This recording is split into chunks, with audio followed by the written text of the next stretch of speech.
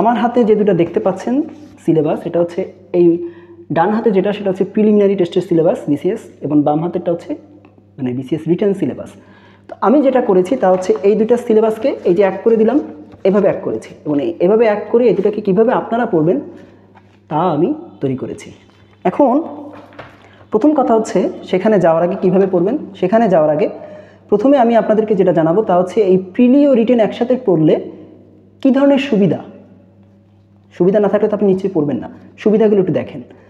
তা হচ্ছে number 1, BCS ছাড়াও, অর্থাৎ এই প্রিলি রিটেন বিসিএস ছাড়াও একসাথে পড়ার সুবিধা হচ্ছে অন্যান্য যত নন ক্যাডারের মানে চাকরি আছে আর কি, নন ক্যাডার চাকরি পরীক্ষা অর্থাৎ নবম গ্রেডের, সেই পরীক্ষাগুলোর পড়া আপনার একসাথে হয়ে যাবে এবং সাথে ভাইবার পড়াও আপনার কমপ্লিট হয়ে যাবে। এটা হচ্ছে এই প্রিলি এবং রিটেনের পড়া একত্রে করা সব থেকে প্রথম মানে সুবিধা।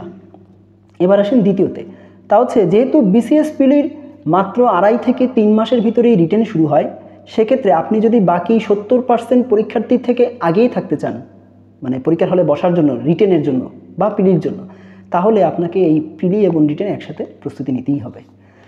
আচ্ছা, এবং সবথেকে বেস্ট পয়েন্ট যেটা সেটা হচ্ছে বিগত আপনারা যদি একটু দেখেন 35 থেকে এই যে 47 বিসিএস, আমি 49-এর কথা বাদই দিলাম, এটা স্পেশাল বিসিএস বাদ দিয়ে দিলাম, 47 পর্যন্ত এই যে 12-13টা বিসিএস, এই বিসিএসের যতগুলো প্রশ্ন আপনারা দেখছেন তার মধ্যে অ্যানালাইসিস করে দেখবেন মানে রিটেন এবং প্রিলির যে টপিকগুলা একই রকম প্রায়, সেই টপিকগুলো থেকেই সব থেকে বেশি প্রশ্ন এসেছে।